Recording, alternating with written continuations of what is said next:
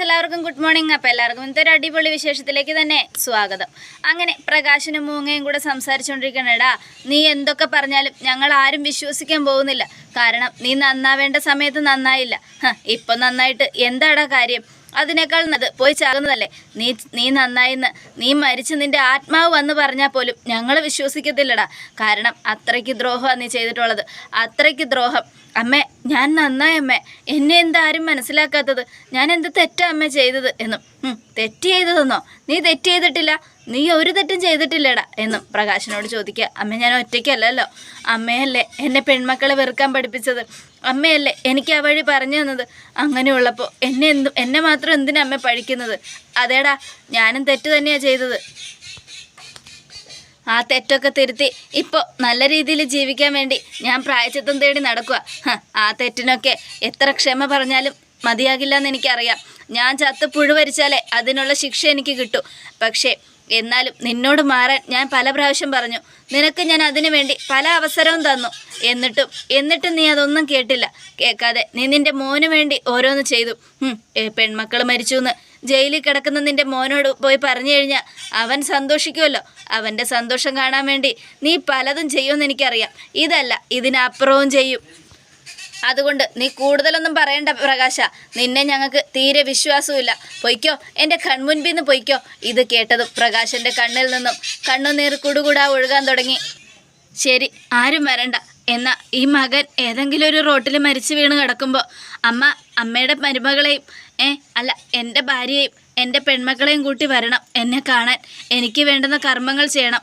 എന്നാലേ എൻ്റെ ആത്മാവിന് ശാന്തി കിട്ടൂ. ഇല്ലടാ, നിൻ്റെ ആത്മാവിന് ഒരു ശാന്തിയും കിട്ടത്തില്ല. നീ ചെയ്ത പാപങ്ങൾക്ക് ശാന്തി കിട്ടാതെ നീ അലയണം എന്നും പറഞ്ഞുകൊണ്ട് മൂങ്ങപ്രാകുക. ഒരു കാര്യം ഞാൻ പറഞ്ഞേക്കാം, ഇനി നിൻ്റെ മക്കളെയോ എന്നെയോ കാണാൻ നീ വന്നു പോകരുത്. പൊയ്ക്കോ, ഞങ്ങളുടെ കൺമുൻപിൽ നിന്ന് പൊയ്ക്കോ. നിന്നെ കാണുന്നത് തന്നെ എനിക്ക് വെറുപ്പാ എന്നും പറയണം. അത് കേട്ടതും നമ്മുടെ പ്രകാശൻ അവിടെ നിന്നും കരയുക. അമ്മയെ കാണാൻ തോന്നുമ്പോൾ ഞാൻ ഓടി വരുന്നത് എന്തുകൊണ്ടെന്നറിയാമോ? അമ്മയുടെ കാല് പിടിച്ച് പൊട്ടിക്കരയാൻ, അമ്മയോട് മാപ്പ് പറയാൻ.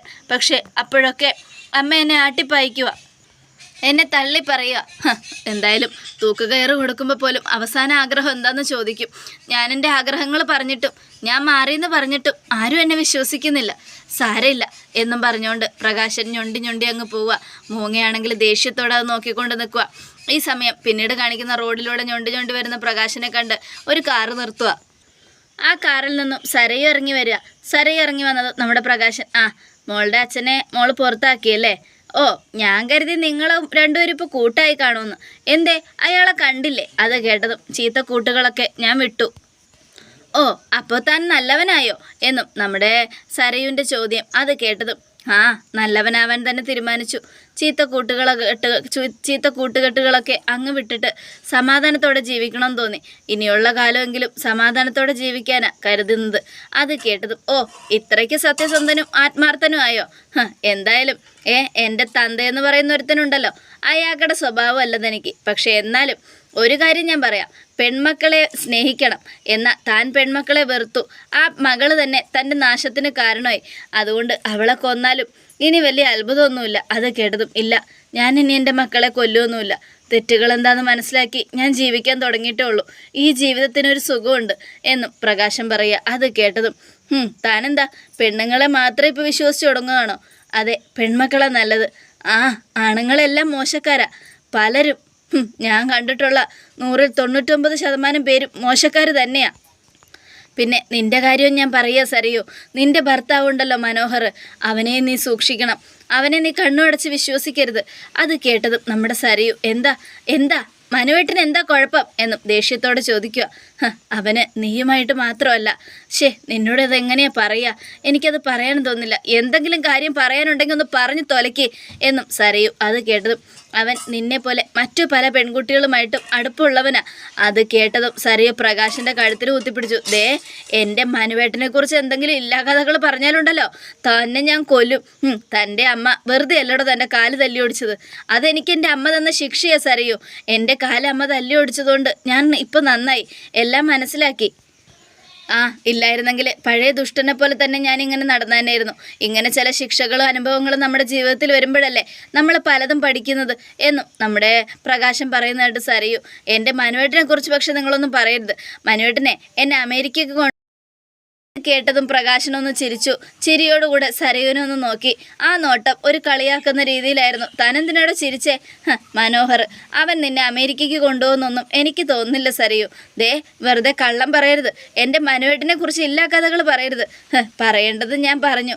അല്ല, ഞാൻ പറഞ്ഞത് സത്യമാണ്. പിന്നെ നീ നിൻ്റെ ഭർത്താവിനെ വിശ്വസിക്കുന്നതിൽ എനിക്ക് വലിയ ടെൻഷനൊന്നുമില്ല. നിൻ്റെ ജീവിതം മോളെ, നിൻ്റെ അച്ഛൻ്റെയും അമ്മയുടെയും എൻ്റെയൊക്കെ ജീവിതം കഴിഞ്ഞു. ഇനി ഞങ്ങൾക്ക് ജീവിതമൊന്നുമില്ല. മുന്നോട്ട് എന്ത് സംഭവിച്ചാലും അത് വലിയ പ്രശ്നമല്ല. പക്ഷേ നിനക്കൊരു മകളുണ്ട്.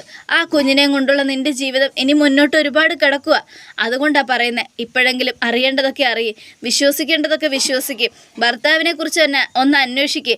ഭർത്താവിനെ ഏത് നേരവും സ്നേഹിച്ചുകൊണ്ട് നടന്നിട്ട് കാര്യമില്ല.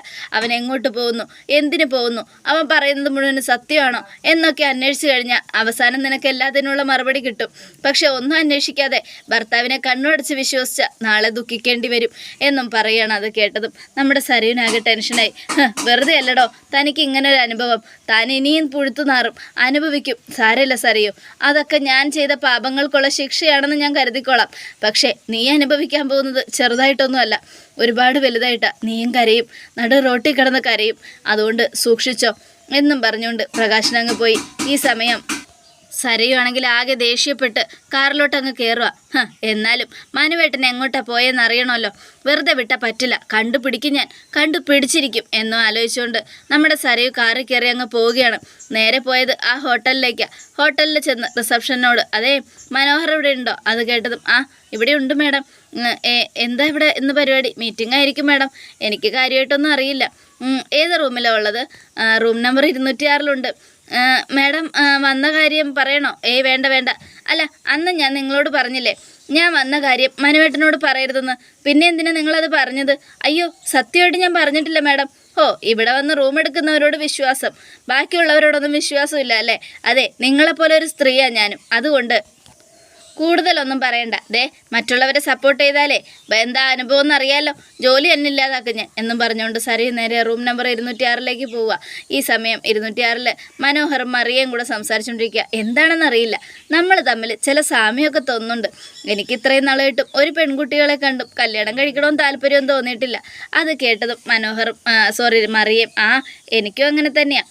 പലരും വന്നിട്ടുണ്ട് എൻ്റെ സ്വത്തുക്കളൊക്കെ കണ്ട്. പിന്നെ ഞാനതൊന്നും കാര്യമായിട്ട് എടുക്കാറില്ല. പക്ഷെ നിന്നെ കണ്ട ആരും സ്നേഹിച്ചു പോകും മനു. എനിക്ക് അത്രയ്ക്ക് ഇഷ്ടമാണ് നിന്നെ, ഒരുപാട് ഇഷ്ടമാണ് എന്നൊക്കെ പറഞ്ഞുകൊണ്ട് മനോഹർ സംസാരിച്ചുകൊണ്ടിരിക്കുക. ഈ സമയത്താണെങ്കിൽ കഥകിൽ മുട്ടുന്ന ശബ്ദം കേൾക്കുക. അപ്പം മനോഹർ, ഞാൻ പറഞ്ഞില്ലേ എൻ്റെ മാമന്മാരുടെ മക്കൾ ആരെങ്കിലും എന്നെ ഫോളോ ചെയ്ത് വരും. അതുകൊണ്ട് അവരെയൊക്കെ ഒന്ന് ഒഴിഞ്ഞു മാറ്റി നിർത്തണം. നമ്മുടെ കല്യാണമാണെന്നറിഞ്ഞാലേ അവൾ ചിലപ്പോൾ സഹിക്കില്ല. ചിലപ്പോൾ മക്കളുള്ളവരൊക്കെ ഉണ്ട്. എൻ്റെ ഒരു അമ്മാവൻ്റെ മകൾ എൻ്റെ പിന്നാലെ നടക്കുന്നുണ്ട്. അവൾക്കൊരു മകളുണ്ട്. എന്നിട്ട് പോലും നാണോ മനുവിലത് പിന്നാലെ നടക്കുക. എന്ത് ചെയ്യാനാ? നിന്നെ കണ്ട ആരും മയങ്ങിപ്പോയില്ലടാ മനു. അതുകൊണ്ടാണ് അങ്ങനെയൊക്കെ. അതിനെ അവരെ കുറ്റം പറഞ്ഞിട്ട് കാര്യമൊന്നുമില്ല എന്നൊക്കെ പറഞ്ഞുകൊണ്ട് നമ്മുടെ മറിയ ഇങ്ങനെ ഇരിക്കുക. എന്നാലേ നീ പോയി കതക് തുറക്ക്. എൻ്റെ മാമന്മാരുടെ മക്കൾ ആരെങ്കിലും ആണെങ്കിൽ ഞാൻ വരുന്നില്ല. നീ പോയി കതക് തുറന്നിട്ട് ആരാ നോക്ക്. നിൻ്റെ ഫ്രണ്ട്സുകൾ ആരെങ്കിലും ആണെങ്കിൽ ഞാൻ വരാം. ശരി എന്ന് പറഞ്ഞുകൊണ്ട് മറിയ അങ്ങ് തുറക്കാൻ പോവുക. അപ്പോൾ മനോഹർ വിളിച്ചു തന്നു. ഈ സമയം വാതിൽ തുറന്നത് സരയും. ആരാ? എന്ത് വേണം? അത് മനുവേട്ടൻ ഇവിടെ ഉണ്ടോ? മനുവേട്ടനോ? ഏത് മനുവേട്ടൻ? ഇത് റൂം നമ്പർ 206 അല്ലേ? അതെ, റൂം നമ്പർ ഇത് തന്നെയാണ്. പക്ഷെ മനു എന്ന് പറഞ്ഞ ഒരാൾ ഇവിടെ ഇല്ലല്ലോ. ഇവിടെ ഞാനാ താമസിക്കുന്നത്. ഞാനൊന്ന് കയറി പരിശോധിച്ചോട്ടെ. താനാരാന്നറിയാതെ ഞാൻ എന്തിനാ എൻ്റെ റൂം തരുന്നേ പരിശോധിക്കാൻ? അത് ശരിയല്ലല്ലോ എന്നും മറിയ. അത് കേട്ടതും സരയൊന്നും മിണ്ടാതെ നിൽക്കുക. ശരി കയറി പരിശോധിച്ചോ. അങ്ങനെ സരയ അകത്ത് കയറി എല്ലായിടത്തും നോക്കി. സമാധാനമായോ? ഈ റൂമിൽ ഞാൻ മാത്രം ഉള്ളതെന്ന് നിങ്ങളോട് പറഞ്ഞിട്ട് നിങ്ങൾക്ക് വിശ്വാസമായില്ല. എന്താ നിങ്ങൾക്ക് വേണ്ടത്? സോറിടോ, ഞാൻ വെറുതെ തന്നെ സംശയിച്ചു. എന്നാൽ ഞാൻ പോട്ടെ. ചിലപ്പോൾ റൂം നമ്പർ മാറിപ്പോയതായിരിക്കും. ശരി പോയിക്കോ. അങ്ങനെ നമ്മുടെ സരി പോവുക. ഈ സമയം വാതിലടച്ചിട്ട് ആരാ വന്നത്? അത് നല്ല ഹൈറ്റുള്ള വെളുത്തിട്ട് മുടിയൊക്കെ ഉള്ളൊരു പെൺകുട്ടിയാണ്. അത് കേട്ടതും സരയു. അവളാണെങ്കിൽ ലോകത്തരികിടയാ. ഒരു കുഞ്ഞുണ്ടെങ്കിലും അവൾക്ക് എന്നെ വേണം. എന്ത് ചെയ്യാനാ? എൻ്റെ കഷ്ടകാലം. അതിന് നിന്നെ കുറ്റം പറഞ്ഞിട്ട് കാര്യമില്ല. നിൻ്റെ മുൻപിൽ ആരും വീണു പോകും മനോഹറെ. അവളെ കുറ്റം പറഞ്ഞിട്ട് കാര്യമില്ല. നിൻ്റെ മുൻപിൽ ആരും വീണു പോകും മനോഹറെ. അത്രയ്ക്ക് സുന്ദരനാ നീ. നിന്റെ സംസാരത്തിലും നിന്റെ പെരുമാറ്റത്തിലും ഒരുപാട് സന്തോഷമുണ്ട് എന്നൊക്കെ പറയണം. അത് കേട്ടതും ഭയങ്കര ത്രില്ലോടുകൂടെ നമ്മുടെ മനോഹർ ഇങ്ങനെ നിൽക്കുക. ഈ സമയം താഴെ എത്തിയ സരയു, മനുവേട്ടൻ അവിടെ ഉണ്ടെന്ന് നിങ്ങളെന്തിനാ കള്ളം പറഞ്ഞത്? ഞാൻ കള്ളം പറഞ്ഞില്ലല്ലോ മാഡം. അല്ല, അവിടെ ഒരു സ്ത്രീ മാത്രമേ ഉള്ളൂ. അപ്പം പിന്നെ മനസ്സാറ് കോൺഫറൻസ് ഹാളിലേക്ക് പോയിട്ടുണ്ടാവും. മീറ്റിംഗ് ഉണ്ടോ എന്ന് അതൊന്നും എനിക്കറിയില്ല, മാഡം പോയി നോക്ക് എന്നും പറയാം. അത് കേട്ടതും നമ്മുടെ സരയു, നിങ്ങൾ പറഞ്ഞത് 206 ആ മറിയെന്ന് പറഞ്ഞ സ്ത്രീ ആ റൂമിലുണ്ട്. അപ്പം പിന്നെ എങ്ങനെയാ മനുവേട്ട മാത്രം മീറ്റിങ്ങിന് പോകുന്നത്? എൻ്റെ മാഡം അതൊന്നും എനിക്കറിയില്ല. പിന്നെ മനോഹർ സാർ ഇങ്ങോട്ട് വരുന്നത് പോലെ എനിക്ക് തോന്നി. ഇനിയിപ്പോൾ വന്നോന്ന് പോലും എനിക്കറിയില്ല. പിന്നെ ഒരു കാര്യം ഞാൻ പറയാം, മാഡത്തിൻ്റെ ഹസ്ബൻഡിൻ്റെ സംശയമാണല്ലേ, ഞാനെന്തിനാ അയാളെ സംശയിക്കുന്നത്? അത് കേട്ടതും, അല്ല നിങ്ങളുടെ ഈ ഒളിച്ചും പാത്തുള്ള വരവും സംസാരവും പെരുമാറ്റമൊക്കെ കണ്ടപ്പോൾ എനിക്ക് തോന്നി, അതുകൊണ്ട് ചോദിച്ചതാ എന്നും പറയണം. അത് കേട്ടതും, ഞാൻ എൻ്റെ മനുവേട്ടനെ സംശയിച്ചിട്ടൊന്നുമില്ല. പിന്നെ നീ അനാവശ്യമൊന്നും പറഞ്ഞുണ്ടാക്കണ്ട. എനിക്ക് എൻ്റെ മനുവേട്ടനോട് ഒരു സംശയവും. പിന്നെ ഒരു കാര്യം ഞാൻ പറയാം, വന്നു കയറുന്നവരോട് ഇങ്ങനെ കള്ളം പറയരുത്. മനുവേട്ടൻ ഇവിടെ ഉണ്ടെങ്കിൽ ഉണ്ടെന്ന് പറയണം, ഇല്ലെങ്കിൽ ഇല്ലയെന്ന് പറയണം എന്നും പറഞ്ഞുകൊണ്ട് സരയു ദേഷ്യപ്പെട്ട് വെളിയിലേക്ക് പോവുക. വെളിയിൽ നോക്കിയതും മനോഹറിൻ്റെ കാർ അവിടെ കിടക്കുന്നു. മനുവേട്ടൻ്റെ കാറല്ലേ ഇത്? അപ്പം മനുവേട്ടൻ ഇവിടെ തന്നെയുണ്ട്, ഇവർ പറഞ്ഞത് സത്യ എന്നും പറഞ്ഞുകൊണ്ട് പ്രകാശൻ പറഞ്ഞ കാര്യങ്ങൾ നമ്മുടെ സരയു ആലോചിച്ച് നോക്കുവാണ്. നീ അല്ലാതെ മറ്റു പല പെണ്ണുങ്ങളുമായിട്ട് അവന് ബന്ധമുണ്ട് സരയു, നീ ഒന്ന് അന്വേഷിക്കുന്നത് നല്ലതായിരിക്കും. അത് ആലോചിച്ചുകൊണ്ട് സരയു നേരെ റിസപ്ഷനിസ്റ്റിനോട് തട്ടിക്കയറുക. എടി, നീ അല്ലേ പറഞ്ഞത് ഇവിടെ മനുവേട്ടനില്ലാന്ന്, പിന്നെ മനുവേട്ടൻ്റെ കാറ് പുറത്ത് കിടക്കുന്നതോ? അത് കേട്ടതും, ഞാനില്ലാന്ന് പറഞ്ഞില്ലല്ലോ, എനിക്ക് ഒരു സംശയം തോന്നി, അതുകൊണ്ടാണ് പറഞ്ഞത്. എന്തായാലും മാഡം കോൺഫറൻസ് ഹാളിൽ പോയി നോക്ക്, അവിടെ ഉണ്ടാവും എന്നും പറയുക. അത് കേട്ടതും നമ്മുടെ സരയു നേരെ മുകളിലേക്ക് ചെല്ലുക. ഈ സമയം മുകളിൽ ചെന്നിട്ട് അവിടെ കോൺഫറൻസ് ഹാളിൽ നോക്കിയപ്പോൾ അവിടെ മൊത്തം കാലിയായി കിടക്കുന്നു. ഇതിനകത്തും മനുവേട്ടനില്ലല്ലോ. അപ്പം മനുവേട്ടൻ അവളുടെ റൂമിൽ തന്നെ ഉണ്ടാവും, ആ മറിയയുടെ എന്നും ആലോചിച്ചുകൊണ്ട് സരയു ഇങ്ങനെ താഴേക്ക് ഇറങ്ങി ചെല്ലുക. മനുവേട്ടൻ അവിടെ ഇല്ല, എന്തായാലും നോക്കട്ടെ എന്നും പറഞ്ഞുകൊണ്ട് ഓടിച്ചെന്ന് നോക്കിയപ്പോഴത്തേക്കും കാറില്ലാത്തത് കണ്ടതും സരയു നേരെ റിസപ്ഷനിസ്റ്റിൻ്റെ അടുത്ത് ചെല്ലുക. അതെ, ഇവിടെ കിടന്ന മനുവേട്ടൻ്റെ കാർ എവിടെ? കാറോ? ഞാൻ കണ്ടില്ല മാഡം. മനുവേട്ടൻ പോയോ? ഞാൻ കണ്ടില്ല മാഡം. നിങ്ങൾ പിന്നെ എന്ത് കോപ്പിനാണ് ഇവിടെ ഇരിക്കുന്നത്? വരുന്നവരെയും പോകുന്നവരെയൊക്കെ അറിയാനും അവരെന്തിനു പോകുന്നു എന്തിനു വരുന്നു എന്നൊക്കെ അന്വേഷിക്കാനും അല്ലേ? എന്നിട്ട് മനുവേട്ടൻ ഇതിൽ പോയത് നിങ്ങൾ അറിഞ്ഞില്ല എന്ന് പറഞ്ഞാൽ എനിക്കത് വിശ്വസിക്കാൻ ബുദ്ധിമുട്ടുണ്ട്. ദേ മാഡം വന്ന് എൻ്റെ മെക്കിട്ട് കയറിയിട്ട് കാര്യമില്ല. മാഡത്തിൻ്റെ ഭർത്താവിന് സംശയം ഉണ്ടെങ്കിൽ ആ പ്രശ്നം വീട്ടിൽ വെച്ച് തീർക്ക്, അല്ലാതെ ഇവിടെ വന്ന് ഞങ്ങളുടെ മെക്കിട്ട് കയറിയിട്ടൊന്നും ഒരു കാര്യമില്ല. അത് കേട്ടതും, നിന്നോടൊന്നും പറഞ്ഞിട്ട് കാര്യമില്ല എന്നും പറഞ്ഞുകൊണ്ട് സരയു കാറിൽ കയറിയിട്ട് സരയു ഇങ്ങനെ പോയിക്കൊണ്ടിരിക്കുക. അപ്പോൾ നമ്മുടെ മനോഹർ കാണുവാണ് സൈഡിൽ കൂടെ. ഇവൾക്ക് എന്നെ സംശയം തോന്നി തുടങ്ങി, ഇവളെന്നെ ഫോളോ ചെയ്ത് തുടങ്ങിയിരിക്കുക. എന്തായാലും വേറെ കുറുക്ക് വഴി കൂടെ പോവാം. മനോഹർ എങ്ങോട്ടാണ് പോകുന്നത്? അത് പിന്നെ ഞാൻ നമുക്കൊരു ബീച്ചിൽ പോവാം, നിറയെ തെങ്ങുന്തോപ്പുള്ള ബീച്ചിൽ, അമ്പലത്തിൽ പോവാം, വേണമെങ്കിൽ പള്ളിയിലും പോവാം, എനിക്ക് കുഴപ്പമൊന്നുമില്ല. ഹിന്ദു മുസ്ലിം ക്രിസ്ത്യൻ അതിൽ എനിക്ക് വേർതിരിവൊന്നുമില്ല. എൻ്റെ പ്രശ്നം പണം മാത്രമാണ് എനിക്ക് വലുത് മോളെ എന്നും പറഞ്ഞുകൊണ്ട് മനോഹർ ഇങ്ങനെ പോയിക്കൊണ്ടിരിക്കുക. അപ്പോൾ മറിയ ചോദിക്കുക, മനോഹറിന് കുറുക്ക് വഴികളാണ് ഇഷ്ടം, അതെന്താ അങ്ങനെ ചോദിച്ചത്? അല്ല, കുറുക്ക് വഴി കൂടെ പോകുന്നതുകൊണ്ട് ചോദിച്ചതാ. അത് കേട്ടതും, എനിക്ക് കുറുക്ക് വഴികളോട് വലിയ താല്പര്യമൊന്നുമില്ല, നേരായ വഴി തന്നെയാണ് എൻ്റെ ലക്ഷ്യം. പക്ഷേ സമയത്തിന് ഞാൻ വളരെ വില കൊടുക്കാറുണ്ട്, അതുകൊണ്ട് സമയം പ്രധാനപ്പെട്ടതാണ്. അതുകൊണ്ട് തന്നെ ഞാൻ കുറുക്ക് വഴി സ്വീകരിക്കുന്നു, അത്രയേ ഉള്ളൂ എന്നും പറയാം. വെറുതെ അല്ലടാ നിന്നെ എനിക്ക് ഇഷ്ടപ്പെട്ടത്, എന്ത് രസമായിട്ടാ, എന്ത് മനോഹരമായിട്ടാ ഓരോ മറുപടി തരുന്നേ, ഓരോരോ വാക്കുകൾ പറയുന്നേ എന്നും പറയാ. പിടിച്ചു നിൽക്കേണ്ട കാര്യം എൻ്റെ ആണല്ലോ മോളെ, അതുകൊണ്ടാണ് ഞാൻ അങ്ങനെ ചെയ്യുന്നത്. എന്തായാലും അവൾ പിന്നാലെ എത്തുന്നതിന് മുമ്പ് പോയേ പറ്റൂ എന്നും പറഞ്ഞുകൊണ്ട് മനോഹർ 100 സ്പീഡിൽ പോയിക്കൊണ്ടിരിക്കുക. ഈ സമയം പിന്നീട് കാണിക്കുന്ന രാഹുലിനെയാണ്. രാഹുൽ ഓരോന്ന് ആലോചിച്ചുകൊണ്ടിരിക്കുമ്പോൾ ഷാരി ഫോൺ വിളിക്കുക. എന്തിനാണ് ഫോൺ വിളിക്കുന്നത്? ആ രാക്ഷസിനി അവിടെ വല്ല ഇളക്കി മറിച്ച് കാണും എന്നും ആലോചിച്ചുകൊണ്ട് നമ്മുടെ രാഹുൽ ഫോൺ എടുത്തു. ഹലോ, എന്താ ഷാരി?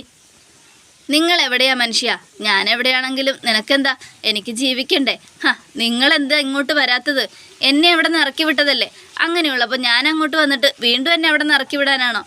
എൻ്റെ മനുഷ്യ, അവൾ ഇവിടെ നിന്ന് നിങ്ങളെ ഇറക്കി വിട്ടാലും നിങ്ങൾക്ക് ഇങ്ങോട്ടൊന്ന് വന്നൂടെ? എന്നിട്ടെന്തിനാന്ന് പിന്നെ ഇറക്കി വിടാനോ? ഞാൻ അങ്ങോട്ടേക്ക് വരുന്നില്ല, ഞാൻ എവിടെ എങ്ങാനും സമാധാനത്തോടെ കഴിഞ്ഞോളാം. എന്നാലേ നിങ്ങളുടെ മകൾക്ക് പ്രാന്തായി തുടങ്ങി, അവളെ അന്വേഷിച്ചു തുടങ്ങി മനോഹറിനെ കുറിച്ച്. അതുകൊണ്ട് സൂക്ഷിച്ചോ. അത് കേട്ടതും അവളോടെല്ലാം സത്യങ്ങളും പറഞ്ഞോ? ആരും പറഞ്ഞിട്ടൊന്നുമില്ല. പക്ഷേ അവളുടെ സംസാരത്തിൽ നിന്നും എനിക്ക് ചില കാര്യങ്ങളൊക്കെ ബോധ്യപ്പെട്ടു. അവൾക്ക് മനോഹറിന് സംശയം തോന്നിയ സ്ഥിതിക്ക് ഇനി എന്തായാലും അവൾ അന്വേഷിച്ചിറങ്ങും. നമ്മുടെ ഭാഗത്തും തെറ്റുണ്ട് ശാരി. എന്ത് തെറ്റ്? നമ്മളെന്ത് ചെയ്തു? നീ ഇടയ്ക്കിടയ്ക്ക് അവന് പണം കൊടുത്തോ സ്വർണം കൊടുത്തോ എന്ന് ചോദിക്കുന്നത് അവൾക്ക് സംശയം ഉണ്ടാക്കും. എന്നാ പിന്നെ ഞാൻ എല്ലാം കൊടുക്കാൻ പറയാം. അങ്ങനെ പറഞ്ഞാൽ എല്ലാം തട്ടിയെടുത്തവൻ പോയിക്കോളുമല്ലോ. ഇനിയിപ്പോൾ എന്താ ചെയ്യുക? ഞാൻ അങ്ങോട്ട് വരുന്നില്ല, അവൾ അറിയട്ടെ. അല്ലാതെ ഇപ്പം ഞാനെന്ത് പറയാനതേ, നിങ്ങളുടെ നട്ടെല്ലിന് കുഴപ്പമൊന്നുമില്ലല്ലോ, എന്നാൽ നിങ്ങൾ മനസ്സിൽ കുറിച്ചിട്ടോ, നിങ്ങളുടെ നട്ടിൽ ആരെങ്കിലും തല്ലി ഓടിക്കും കണ്ടോ എന്നൊക്കെ പറയാം. നീ എന്തിനു ശരി ഇങ്ങനെയൊക്കെ പറയുന്നത്? എവിടെയെങ്കിലും പോയി ചാക് മനുഷ്യ, നിങ്ങൾ ഒറ്റൊരുത്തം കാരണോ ഇങ്ങനെയൊക്കെ സംഭവിച്ചത് എന്നും പറഞ്ഞുകൊണ്ട് ശാരി ദേഷ്യപ്പെട്ട് ഫോൺ കട്ട് ചെയ്യുമോ. ഈ സമയം ഈശ്വര, എൻ്റെ മോളെല്ലാം അറിഞ്ഞാൽ അവൾക്ക് ഭ്രാന്ത് പിടിക്കുമല്ലോ എന്നൊക്കെ ആലോചിച്ചുകൊണ്ട് നമ്മുടെ രാഹുൽ ഇങ്ങനെ ഇരിക്കുകയാണ്. അതോടുകൂടി എപ്പിസോഡ് അവസാനിക്കുകയാണ്. നാളത്തെ ഒരു അത്യുഗ്രൻ വിശേഷത്തിനായിട്ട് കാത്തിരിക്കുക. എല്ലാവർക്കും ഒരിക്കൽ കൂടെ നല്ലൊരു ശുഭദിനം.